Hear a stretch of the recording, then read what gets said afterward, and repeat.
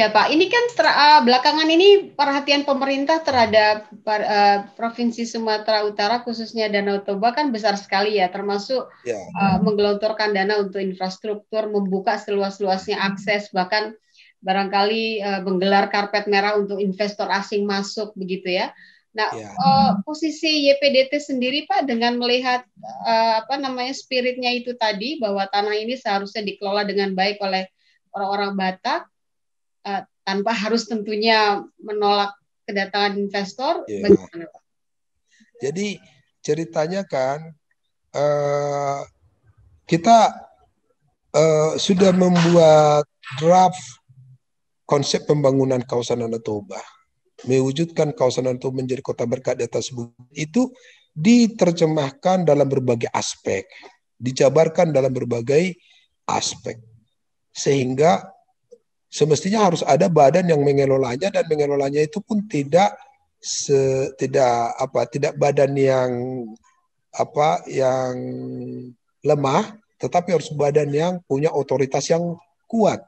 Karena itulah kami dengan Profesor Otto Hasibuan, ya kan, ketika diminta Rizal Ramli membuat draftnya, kita yang susun yang bagus, dan itu setingkat menteri dulu dan didanai APBN. Itu draftnya yang kita usulkan.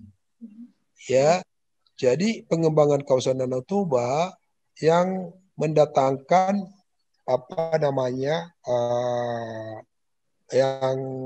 yang menginginkan intervensi secara holistik, yang sasarannya pertama adalah subjeknya, bahwa masyarakat kawasan Danau Toba itu harus menjadi subjek. Mereka harus diberdayakan dan dikuatkan. Lalu kita mengundang investor ke sana dengan catatan setelah masyarakat itu di-involve, ya, dipersiapkan dengan baik. Lalu kawasan Danau Toba itu terbuka untuk semua orang dengan pola pembangunan yang tidak mereduksi hak-hak orang Batak terhadap tanahnya, karena orang Batak itu tidak bisa lepas dari tanahnya. Kalau orang Batak kehilangan tanah dan itu ya wilayahnya, ya dia kan pengembara, dia kan kehilangan jati dirinya. Jadi waktu itu kita mendesain pembangunan kawasan Danau Toba itu tidak termasuk pembangunan Sigapiton itu. Jadi waktu kami usulkan ke Menko Maritim, waktu itu Rizal Ramli, konsep-konsep pembangunannya pemberdayaan masyarakat, pembangunan kawasan, pariwisata, dan itu lebih menyasar kepada kesiapan masyarakat sebagai pelaku utama. Lalu setelah mereka siap, baru investor datang. Mereka akan bermitra dengan masyarakat itu. Datangin yang punya kepentingan, ini kesempatan manis, sudah langsung deh.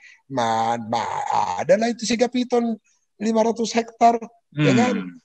Dan itu dirubah dari hutan negara yang masih diklaim oleh hutan masyarakat adat sebagai kawasan wilayah adat, terjadi perbedaan kan, perlawanan. Kalau misalnya desainnya itu seperti yang didesain YPDT waktu Rizal Ramli, tidak dirubah oleh Kemenpar dan di bawah nakoda Menko Maritim, tidak seperti ini ceritanya. Saya yakin jauh lebih karena kalau soal infrastruktur itu sudah memang ada di RT RW, rencana tata ruang kawasan Danau Toba, RT RW kawasan Danau Toba itu sudah ada. Itu bukan cerita baru, itu cerita pada masa pemerintahannya SBY, tapi belum dieksekusi.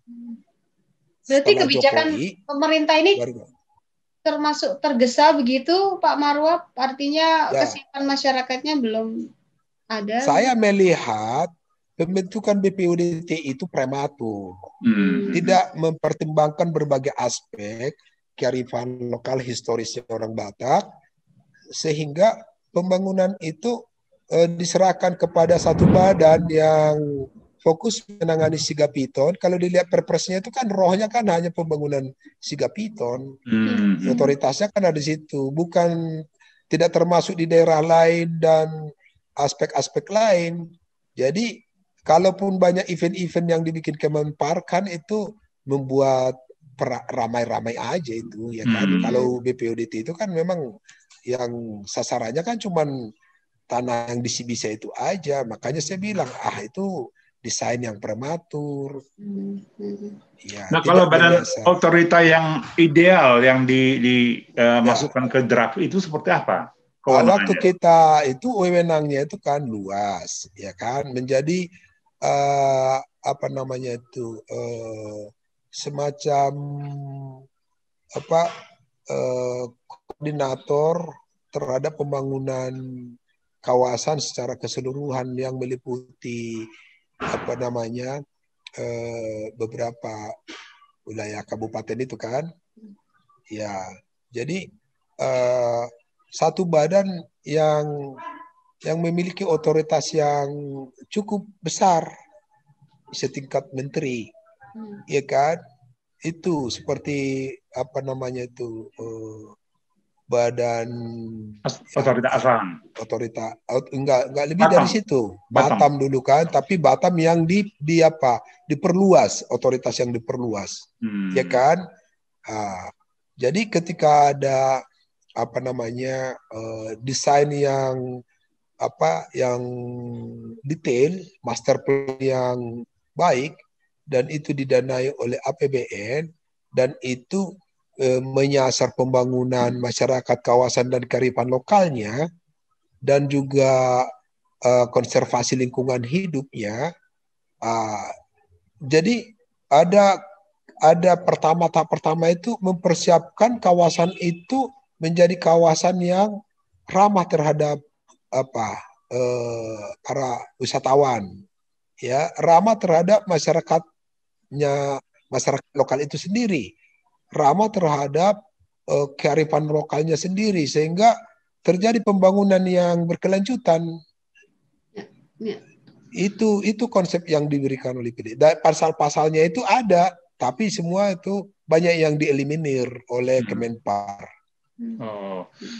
Nah, kalau otorita Batam yang dijadikan model ideal, menurut saya agak repot juga, karena sejarahnya beda. Batam itu wilayah yang praktis tidak banyak penghuninya ketika dikembangkan. Sementara Danau Toba ini kan menjadi wilayah sejumlah kabupaten. Bagaimana nanti struktur?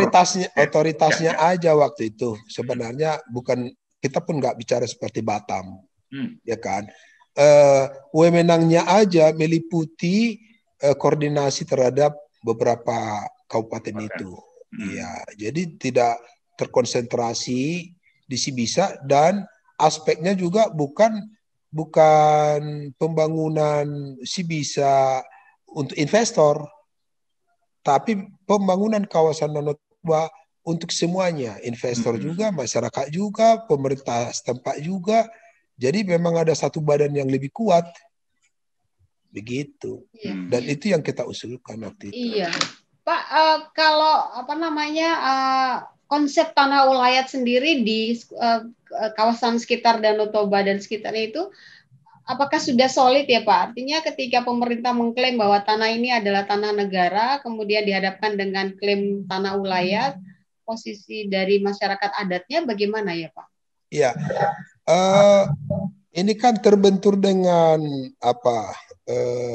persyaratan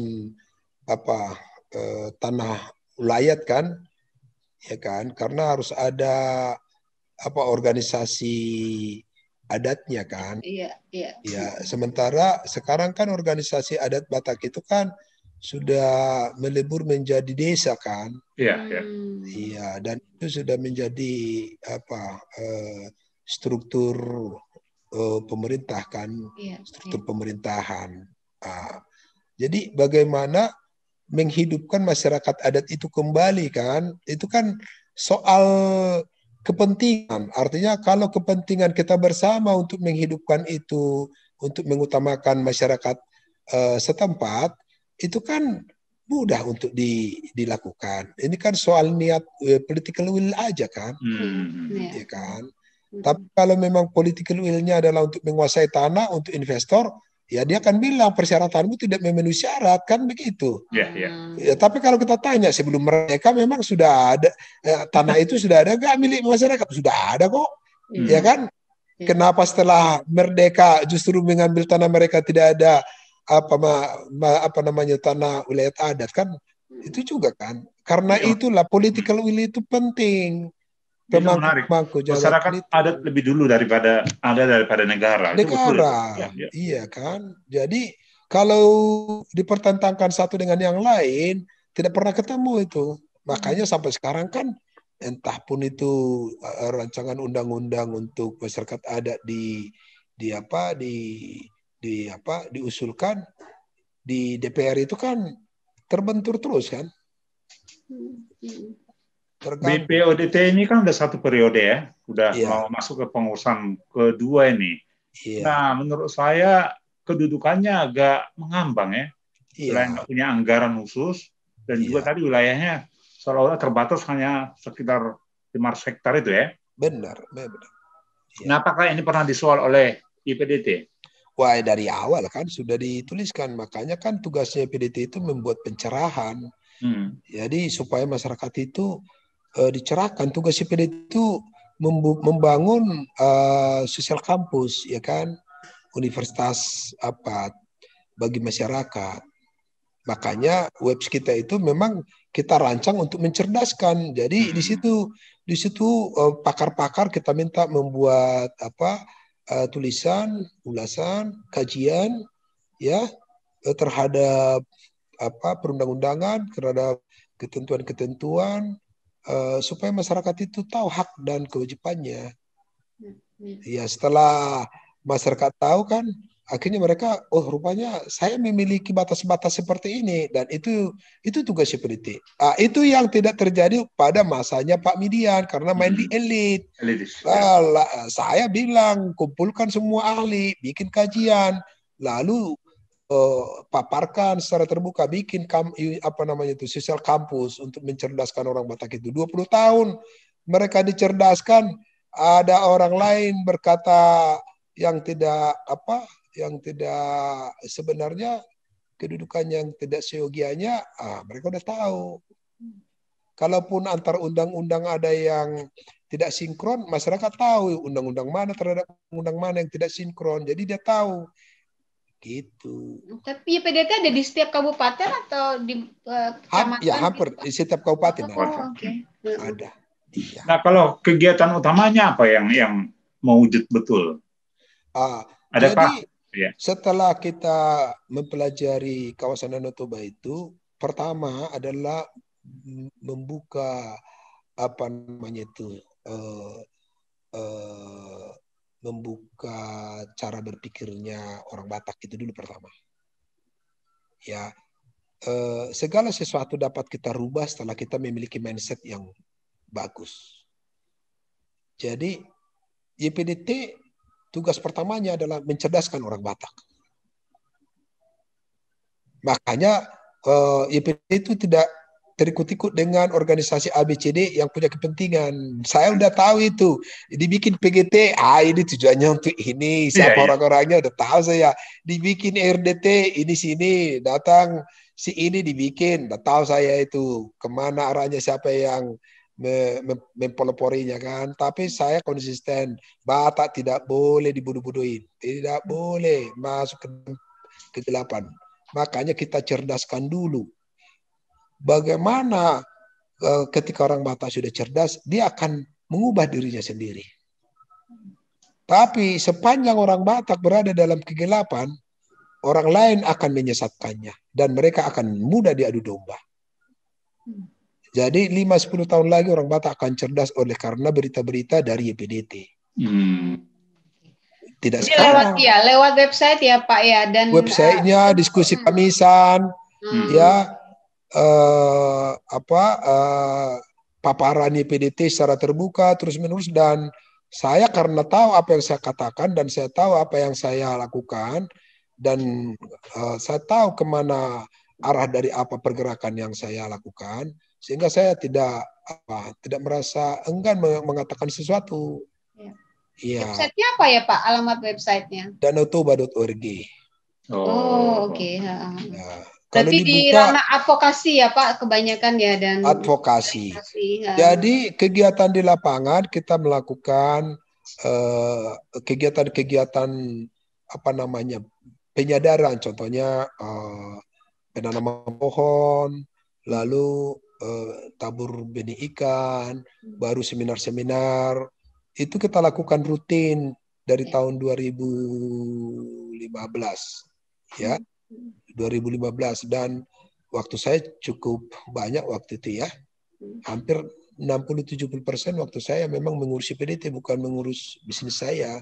Saya memang sudah persiapkan waktu dan materi saya anggarkan untuk menggerakkan YPDT. Jadi memang butuh pengorbanan, tapi itu bukan pengorbanan, persembahan. Ya, saya memang sudah mengalokasikan persembahan untuk itu. Bukan perpuluhan lagi ya. Persembahan lah ya. Iya. Pak, kalau konsep food estate sendiri bagaimana menurut JPDT? Jadi kan gini, nggak ada bedanya food estate dengan BODT kalau tata kelolanya juga sama. Itu kan cuma mengambil lahan doang kalau tidak didistribusikan sesuai dengan amanat Undang-Undang Agraria. Kalau distribusi lahan kepada masyarakat, YPDT dukung. Tapi kalau bukan, YPDT lawan. Jangan konversi dari dulu hutan wilayah adat ke hutan negara, setelah hutan negara konversi menjadi HPL milik kapitalis diperjualbelikan, ya nggak adil namanya itu. Itu namanya negara mentelantarkan masyarakatnya. Negara yang benar adalah dikelola oleh negara, dibagikan lagi kepada rakyatnya. Baru mereka dikuatkan di pemberdayaan masyarakat supaya fundament ekonominya bagus, supaya indeks gininya itu nggak rusak, nggak besar. Ya kan kita kan termasuk negara yang indeks gininya sangat buruk, ya kan? Itu harus kita perkecil dengan cara masyarakat harus menjadi pelaku usaha. Jadi distribusi lahan itu pada petani, jangan jadi petani gurem gitu kan. Ya. Jadi kalau dicanangkan food estate, tunggu dulu, food estate untuk siapa? Food estate untuk dikelola kapitalis, lalu masyarakatnya dibikin pekerjanya, dikasih sedikit bagian supaya tutup mulut, ya itu mah zaman Orde Baru juga itu. Kolonial juga ya Pak, kolonialisme. Kolonialisme itu namanya. Tipu-tipu juga ya. Tipu-tipu juga kayak. Jadi itulah yang dikritisi dan dicerdaskan oleh PDT. PDT nggak langsung food estate karena di media-media direproduksi seolah-olah sesuatu yang baik. Tunggu dulu, PDT beda. Harus mencerdaskan masyarakat. Iya, jangan ada dusta di antara kita. Food estate, dasar hukumnya apa? Lalu untuk siapa? Ya kan, jangan-jangan nanti dibagi pura-pura sedikit ke siapa. Lalu merasa sudah ikut di dalam dan dia ikut mendukung. Tahu-tahu yang dibagikan itu cuma 5%. Yang 95% dikuasai kapitalis. Itu kan. Tapi kalau kesiapan sumber daya manusia sendiri bagaimana ya Pak? Saya pernah mendengar cerita juga Pak, ada satu daerah di mana sih, Malungun ya kalau nggak salah, dulu produsen nanas. Nah, pada waktu dikelola oleh investor Jepang itu mereka sejahtera rakyatnya karena jelas produksinya kualitas barangnya dan diekspor. Tapi begitu investornya pergi, banyak perkebunan tutup dan masyarakatnya juga banyak yang sengsara. Nah, ini kalau melihat contoh itu ya Pak ya. Iya. Bagaimana Pak? Saya kan pebisnis ya. Saya juga sudah tahu dikit lah dunia bisnis lintas negara lah ya kan. Orang Kadin, pengurus Kadin. Dan saya ya keliling beberapa negara, berbisnis beberapa negara, bikin cabang beberapa negara. Jadi jangan ada dusta di antara kita deh. Itu kalau kelola dengan baik, dengan political will-nya semua bisa diselesaikan dengan baik. Negara lain kenapa kayak Jepang kooperasinya bagus? Itu kan political will-nya aja. Kenapa di Korea itu home industry itu begitu berkembang pesat? Itu kan political will-nya aja. Ya soal supply chain-nya nanas itu kenapa enggak pemerintah aja yang ikut bantu apa namanya supply chain-nya, lalu Kadin ditugaskan untuk membantu supply chain-nya. Ya kalau masyarakatnya tidak berdaya, lalu datang apa importir, lalu mereka serap apa itu produk itu, lalu membuat satu publikasi bahwa rakyat tidak punya SDM. Siapa bilang? Orang nggak dikasih akses kok. Kalau dikasih akses, apa susahnya membuat itu? Coba kawasan Danau Toba kita kelola dengan cara yang baik.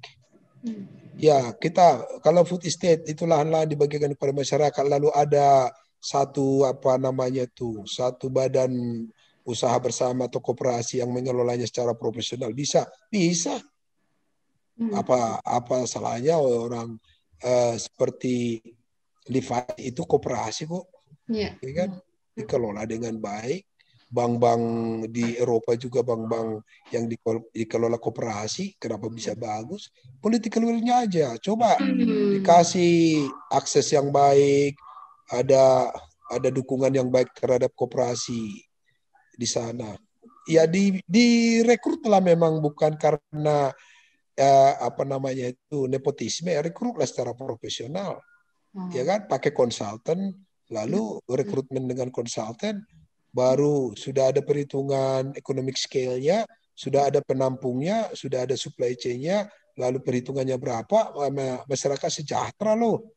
Kenapa orang kita juga tahulah dunia bisnis kan? Iya. Ya kan? Ini political will-nya aja, karena yang paling efisien itu kapitalis, karena economic scale-nya dan sistemnya udah kuat. Kita balik sekarang. Kalau masyarakat itu menjadi pelaku utama, ya mana lebih kuat dengan satu orang pelaku utama? Yang banyak.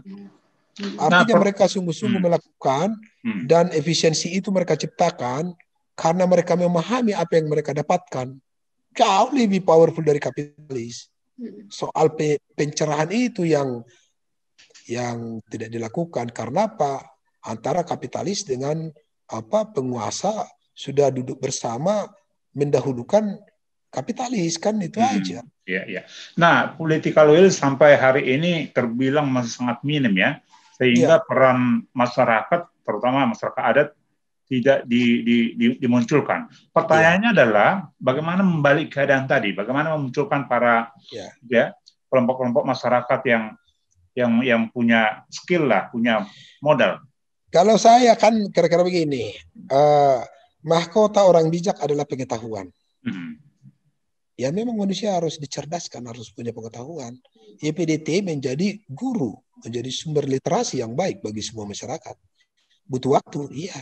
Kita harus mengajar terus. Dan kita harus menyampaikan kebenaran terus-menerus tanpa henti-hentinya. Dan kita harus berani berbeda dengan orang lain, walaupun tidak populer, karena menyatakan kebenaran itu terus-menerus. Dan waktunya, apa yang kita tanam, kita akan tuai juga.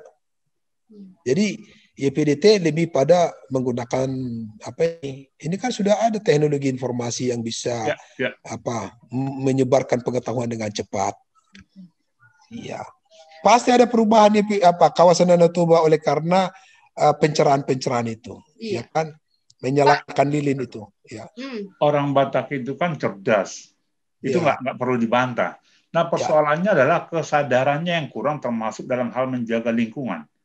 Ya. Nah, agenda apa yang dilakukan oleh YPDT terkait dengan persoalan yang sangat krusial ini? Iya, ini kan soal genetik ya. Kalau saya sampai bilang apa namanya itu, sebuah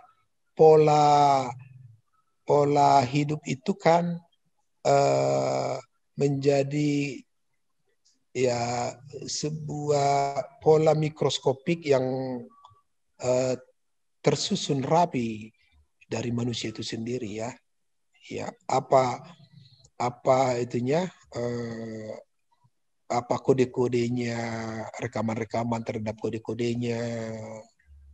Ya, kalau kita bicara apa keajaiban dari DNA ya manusia itu akan berevolusi terus-menerus sejalan dengan rekaman yang dia dapatkan kan.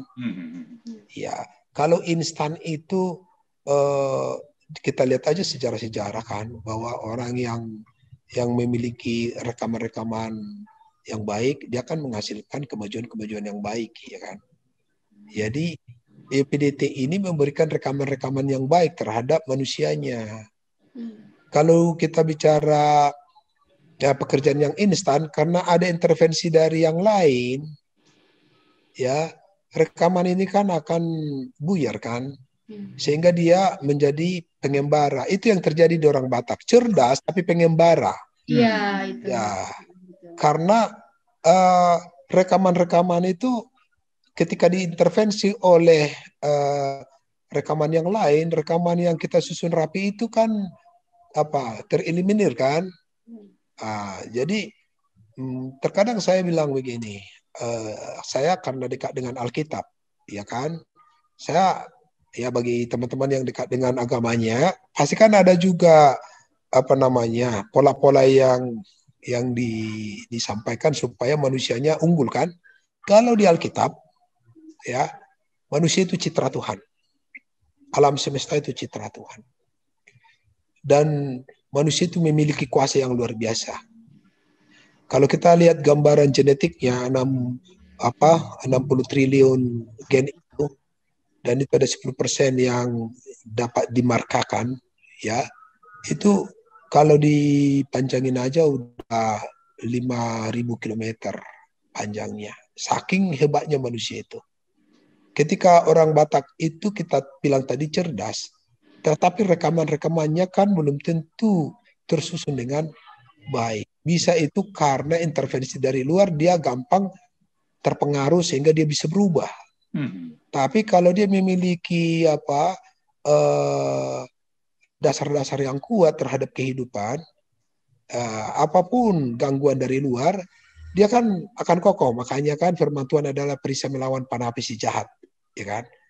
Kalau anak saya memang saya didik firman Tuhan secara dalam, ya, setiap hari pasti, supaya mereka kokoh. Orang Batak pada masa Nomensen itu datang, itu pertemuannya luar biasa. Tapi firman itu barangkali kan tidak tertanam dengan kuat sehingga dia menjadi oportunis kan, menjadi pragmatis. Dia bilang dia punya Tuhan, tapi dia memilih dunia ini sebagai sahabatnya. Dan dia menciptakan Tuhan itu sebenarnya hanya untuk menyenangkan hatinya, supaya dia tidak kehilangan kesempatan mendapatkan dunia ini. Sebenarnya kan duniawi juga kan? Iya, itulah yang terjadi terhadap kita, ya kan? Sehingga ketika dikasih janji-janji tentang pembangunan, dan itu ada pembangunan akan menghasilkan uang, akan menghasilkan kemajuan, ya walaupun itunya dasar-dasarnya tidak ada, langsung kita tergiur, ya kan? Karena genetik kita itu terlalu dekat dengan kebutuhan materi tadi, materialis, ya kan? Kita sangat materialis, akhirnya sangat oportunis, ya kan? Bagaimana meletakkan materi ini tidak utama walaupun penting, ya kan? Tapi meletakkan karakter itu menjadi yang utama, lalu pandangan hidup itu terutama, ya kan? Pandangan hidupnya yang memiliki visi menjadikan dunia ini menjadi dunia yang sejahtera, yang adil, jujur, berkeadilan kan? Seperti ya Tuhan menciptakan ini baik, ya visi begitu. Kalau itu kokoh, ya burung di langit juga dipelihara Tuhan, masa kita nggak dipelihara Tuhan? Iya. Jadi kalau itu kokoh, kira-kira itu yang disampaikan YPDT dari aspek. Jadi kita ada piramid namanya, itu aspek teosnya, ya kan, itu di atas, baru ada logosnya, itu pengetahuan tadi, ada etosnya, dan ada kemakmurannya di etosnya lah kita masukin. Jadi harus di atas itunya, teosnya, jangan dibalik, teosnya di bawah. Orang Batak sekarang membalik, teosnya itu sebenarnya di bawah, walaupun pura-pura dia bilang saya sangat baik pada Tuhan. Makanya ketika kita kita uji baik pada Tuhan, ayo kita lawan Indo Rayon. Ada mundur semua termasuk PDT. Aduh, gak ada. Ya, lalu langsung dibilang, udah kerjaan YPDT lah itu. Kita kan mencerdaskan orang lah, masuk ke logos dia kan. Ya kan? Lalu janganlah, kita kan pembangunan, masuk ke infrastruktur lah kita katanya. Masuk dia ke etos, material itu. Pak Marwab, orang Batak ini kan filosofi pendidikan ditaruh di tempat yang paling tinggi begitu ya. Tapi persoalannya ketika mereka bersekolah di Jawa atau di luar negeri, tidak hendak kembali ke kampungnya dan membangun kampungnya. Akhirnya terjadi ada brain drain gitu ya Pak di kampung halamannya. Nah, bagaimana YPDT mensikapi keadaan seperti itu Pak? Kira-kira begini memang ya. Membangun sesuatu itu kan memang harus berbagi ya. Berbagi, berkorban. Ya kan? YPDT selalu mengajak ya rela berkorban secara dengan jujur dan tulus kan. Iya. Kalau membangun kawasan itu harus ada kesadaran bersama dulu. Pemahaman bersama dulu. Ya kan? Lalu ada yang mencontoh memang ya. Makanya teman-teman yang di YPDT contohnya Tigor memberi contoh di sana, dan YPDT kan membuat itu walaupun Tigor yang berinisiasi sangat dukung Tigor itu. Begitu juga Sebastian, itu kan orang-orang YPDT. Begitu juga misalnya seperti Ratna Uli Gultom, makanya kita melakukan inaugurasi pelantikan YPDT pertama untuk kawasan Danau Toba di situ. Simalombo itu masih terisolir, gak ada yang kenal. Tapi setelah YPDT memulai inaugurasi di situ juga aktivis dianiaya, di situ juga galian C, di situ juga perlawanan antara gelap dan terang. Memang perlu pilot project seperti itu ya Pak ya, yang membuka kemudian inisiatif yang lain masuk. Ini Ratu Belanda ke Simalombo mengunjungi siapa? Itu kan pengurus PDT. Ya. Dan Simalombo itu terkenal bersama-sama dengan YPDT, ya memang memperkenalkannya terus-menerus. Dan ya mangga wine itu dari sana. Dan itu kan saya dengan Thomas Henley itu kan dengan Ratna kan pergi kami ke Eropa keliling ke tempat-tempat wine. Coba berapa biayanya coba. Makanya waktu itu dibilang tahu kan, Abang dibilang gini, aduh kayaknya YPDT dapat duit dari Aqua Farm katanya. Dari mana duitnya katanya kan? Gitu. Jadi perlu pengorbanan. Kita diam aja kan. Lalu lama-lama dilihat YPDT yang menggugat Aqua Farm datang ke saya secara pribadi berapa kali kan, tapi saya tidak bisa. Ya, Japa juga datang kepada kita, nggak ada tawar-menawar. Gitu. Bagaimana strategi YPDT melibatkan kaum muda? Salah satu kelemahan orang Batak menurut saya ya, mereka cenderung mengesampingkan angkatan yang belia ini. Jadi hanya urusan orang tua melulu. Padahal masa depan itu menjadi porsi kaum muda zaman sekarang, mulai dari generasi milenial sampai ke generasi Z ya. Iya. Kita punya program namanya ABC, Anak Batak Ceria. Ya kan? Sampai sekarang. Jadi kalau ada kalian namanya itu sahabat Osenimus itu kan dari Anak Batak Ceria YPDT. Jadi memulai pembangunan karakter mulai dari anak balita. Ya. Jadi Anak Batak Ceria itu satu program YPDT untuk melepaskan balita anak itu dari cengkraman, ketakutan dan kegelapan akan masa depan. Kita harus ceria, harus gembira, ada masa depan yang cerah. Ada Tuhan kok yang menempatkan tempat-tempat yang indah bagi kalian. Kemiskinan bukan hambatan untuk mendapatkan tempat yang indah. Kamu harus ceria, harus bergembira. Dunia ini tempat yang indah bagi kita, bagi anak-anak. Kalian harus cerdas. Itu untuk ABC, anak Batak Cerianya. Itu sampai sekarang jalan. Kalau anak muda yang mengelola webs kita ini kan anak-anak muda kan. Makanya kita selalu kolaborasi dengan Nabaja, Naposo Batak Jabodetabek. Kan. Jadi itu mitranya YPDT. Jadi YPDT ada di Nabaja, Nabaja ada YPDT. Ya, kalau untuk yang ada istiadatnya YPDT ada di LABB, LABB ada di YPDT. Lalu YPDT ada di FBBI, FBBI ada di YPDT. YPDT ada di Forum Bonapasogi, Forum Bonapasogi ada YPDT. Iya, termasuk PGT. Walaupun ya saya masuk di sana supaya ada mewarnai kan. Kalau kita nggak ada di sana nanti kan warnanya beda-beda. Itu pun akhirnya macam-macam juga kira-kira begitu. Nah, setelah 5 tahun bekerja keras, apa yang sudah dicapai oleh YPDT sejauh ini? Kira-kira begini kan, pencapaian itu tersembunyi ujung jalan hampir atau masih jauh, ya kan? Aku dibimbing tangan Tuhan ke negeri yang tak ku tahu kan, karena saking jauhnya sebenarnya apa yang sedang kita jalani, ya kan? Perjalanan hidup ini kan perjalanan melewati batas waktu dan ruang yang kita sendiri pun tak tahu sebenarnya kan.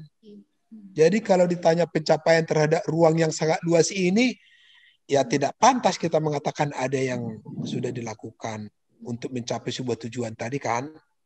Ya kan. Tapi yang dilakukan oleh PDT adalah mencoba menanam, memulai, ya, mengikuti jejak Tuhan, ya, sejauh mana saya pun tak tahu mengatakannya apa yang dicapainya. Yang dicapainya paling hiruk pikuk gitu saja ya kan.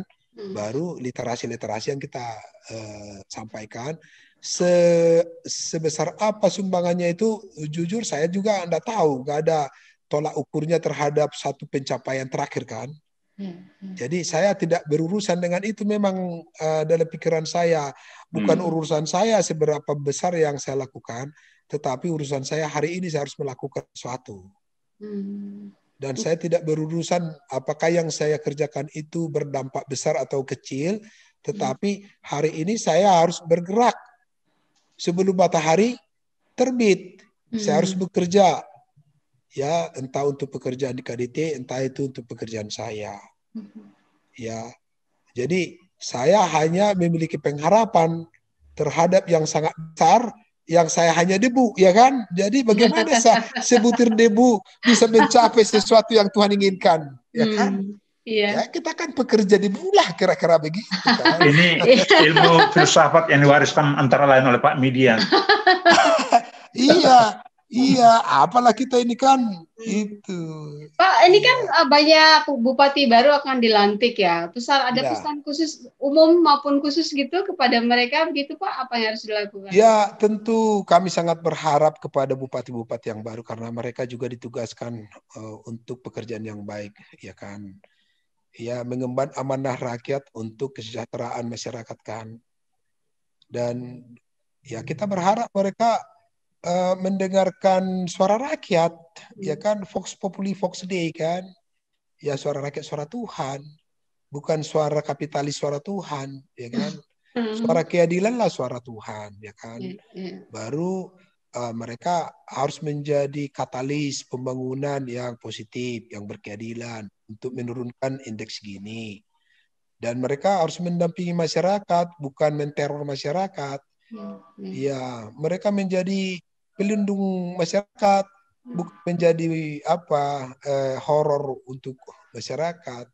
Jadi kalau mereka duduk di sana, ya mestinya ya amanah yang diemban itu dengan sumpahnya jangan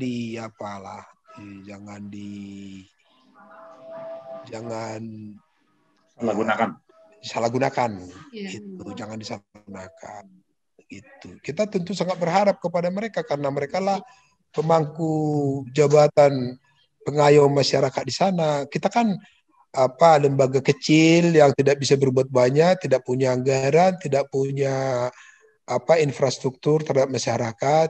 Kita hanya suara yang berseru-seru di padang gurun, ya kan? Mereka adalah orang-orang yang ditugaskan, ya kan? Dan itu dipilih kan, ya diizinkan Tuhan di sana, ya kan? Kalau diizinkan, ya biarlah yang diizinkan itu menjadi kesukaan, ya kan? Itulah pesan kita kepada. Nah, kepala daerah yang akan dilantik ini sebagian masih belia betul. Ya. Itu harapan apa? Pesan. Ya, harapan kita kepada pemimpin-pemimpin yang muda, ya kan? Yang muda ini kan lebih kreatif, lebih adaptif, ya, lebih mobile dan lebih cerdas, lebih terbuka, ya, lebih mudah beradaptasi dengan perubahan. Karena itu kita berharap pemimpin-pemimpin itu lebih banyak yang muda-muda lah memang ke depan, ya, ya kan, supaya dunia ini kita wariskan kepada mereka sejak awal kan. Jadi harapan kita kepada pemimpin yang muda-muda di kawasan Danau Toba, gunakanlah segala akal budimu itu, kekuatanmu, hatimu, pikiranmu untuk membangun kawasan Danau Toba itu demi kesejahteraan masyarakat yang dia pimpin. Waktu sangat cepat berlalu, jangan disia-siakan. Kalau dia sia-siakan, waktu yang sangat sedikit ini dia kehilangan kesempatan untuk membuat catatan-catatan yang baik. Hidup adalah meninggalkan catatan-catatan kaki yang menjadi legasi kita terhadap kehidupan. Jangan disia-siakan, ya, untuk membuat catatan-catatan kaki kepada kehidupan. Itulah pesan dari kami. Ya. Kalau pesan ke orang yang berasal dari kawasan Danau Toba atau nenek moyangnya yang kemudian berdiaspora kemana-mana, ke Eropa, ke Amerika Latin, apa? Ya, pesan kita seperti saya keliling ke beberapa negara termasuk ke Amerika, ada kayaknya sekitar 15 state, ya, 2 tahun yang lalu, untuk memperkenalkan Batak Center, karena Batak Center ini juga diinisiasi oleh 3 organisasi, PDT, MBBI, sama Perumbuna Pasogit. Yang kita sampaikan itu adalah harapan kita, semua masyarakat Batak di seluruh dunia harus menjalin komunikasi dengan kawasan Danau Toba asal-usulnya. Lalu keturunan-keturunan mereka pun harus diperkenalkan adat istiadat Batak itu. Karena masyarakat tanpa identitas akan kehilangan rekam jejaknya di dunia ini. Karena itu supaya Batak nggak kehilangan catatannya, sejarahnya, semua teman-teman yang ada di seluruh dunia supaya mewariskan adat budaya kita itu terhadap anak-anaknya, terutama bahasanya, ya, gitu. Bahasa itu menjadi identitas yang paling. Di Batak Center itu sendiri apa saja Pak yang dilakukan kegiatannya? Kan YPDT karena terbatas pada advokasi dan aktivitas di lingkungan hidup, memang kita menginisiasi satu organisasi yang lebih luas, meliputi banyak aspek. Itu kita dirikanlah Batak Center.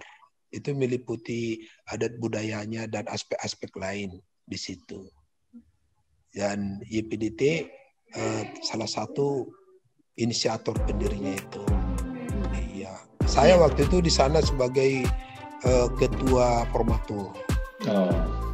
Tahun 95. Ini memang jadi, ya, saya udah kerja di Pak Median, ya, saya lihat dunia usaha itu kan menarik. Saya mulai dari, ya, CV, ya kan, dengan modal 500.000 saya supply pertama sekali ke Panasonic waktu itu. Selotip. Ya, waktu itu masih baut, ya. Baut, ya.